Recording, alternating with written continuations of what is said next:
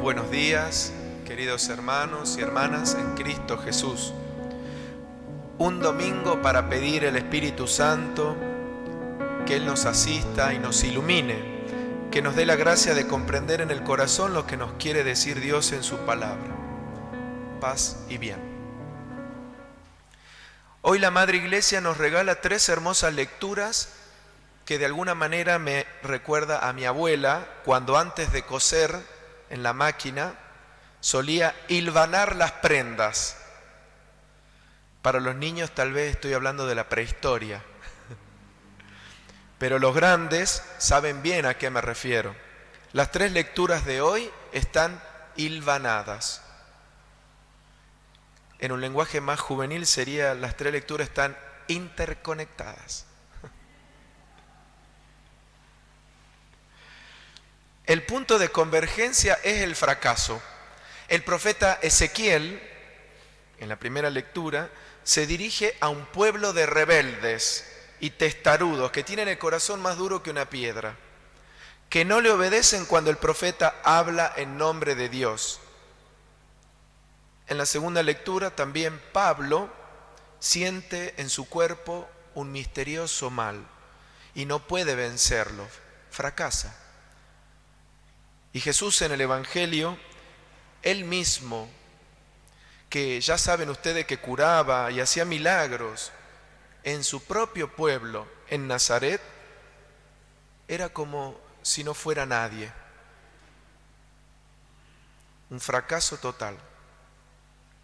Todo buen judío iba a la sinagoga los sábados a escuchar la palabra de Dios. Ese día fue Jesús a predicar y la gente empezó a cuchichear, porque creían que lo conocían al hijo de María, al carpintero. Pero como la gente que se encontró con Ezequiel, con el profeta, también tenía el corazón duro, no pudieron recibir la gracia que les traía Jesucristo, la gracia de las curaciones, la gracia de la fe, la gracia del encuentro feliz. Nadie es profeta en su propia tierra, sintió en su propia carne ese dicho popular, el desprecio. Y por eso concluye diciendo, ante la dureza de esas personas, que se asombraba de la falta de fe. Queridos hermanos, estamos ante unas lecturas que nos pueden enseñar a vivir. El fracaso, la pérdida, la mala fama, si se quiere, tarde o temprano llega cuando uno se decide vivir como cristiano. Porque ser cristiano, de alguna manera, es no pactar con cosas que llevan por mal camino. Ser cristiano es vivir en este mundo superficial con una profundidad que te da la fe. Muchas veces ir contracorriente de los antivalores que nos ofrece la sociedad. Decía un pensador algo así como que un pez muerto va con la corriente. Solo un pez vivo puede ir en contra. Seguirlo al Señor implica pasar por la humillación y la amargura del fracaso, o también de la propia impotencia por la propia debilidad, como le sucedió a Pablo. A todos nos gusta ganar. Anoche ganó la Argentina y todos los jugadores son estrellas. Pero cuando perdemos, pobres jugadores, son defenestrados por la prensa y pasan a ser el chivo expiatorio de la sociedad. No nos gusta perder. Por eso, querido papá, querida mamá, enséñele a sus hijos a perder. Perder es parte de la vida. Los juegos y el jugar están para eso, para enseñarnos que en la vida se gana y se pierde. Enseñemos a los niños, a los jóvenes, cómo perder. Si no se los enseñamos, la vida se encargará de dar esa lección y suele ser un poquito más dolorosa. Pero el foco no es perder por perder, no es un pesimismo inútil del perdedor, ¿no? Nuestra óptica es Jesús en la cruz. Cuando miramos a Jesús en la cruz, entendemos que Él perdió para ganarnos. Él perdió la vida, la entregó totalmente. Y mucha gente ve en la cruz un perdedor. Pero nosotros, cristianos, en cambio, vemos en la cruz el mayor triunfo, el del resucitado sobre cualquier tipo de pecado, sobre cualquier mal, sobre la muerte misma. A veces nos pasa como a Pablo, que queremos desterrar tal o cual pecado de nuestra existencia. ¿No les pasó? Siempre con el mismo pecado, ¿no? ¿No les pasó? Nos ponemos ansiosos por querer tratar de cambiar aquel pecado que le damos vueltas y vueltas y no se nos va. San Pablo no pudo quitárselo. Y recuerde que intentar salvarse a sí mismo es una herejía que ya fue condenada por la Iglesia. Se llama pelagianismo. Dios le dijo a Pablo: te basta mi gracia, porque mi poder triunfa en la debilidad. El camino no es intentar cambiarlo por las solas fuerzas. Yo voy a cambiar mi vida, mi pecado. Sino pedirle al Señor, orar, que nos ayude a cambiar ese pecado que nos vuelve locos y nos mete en un laberinto. A veces, en los misteriosos caminos del Señor, no te deja salir del pecado o de ese pecado, como a Pablo. Pero para que seamos humildes y siempre recurramos a Él, implorando la misericordia.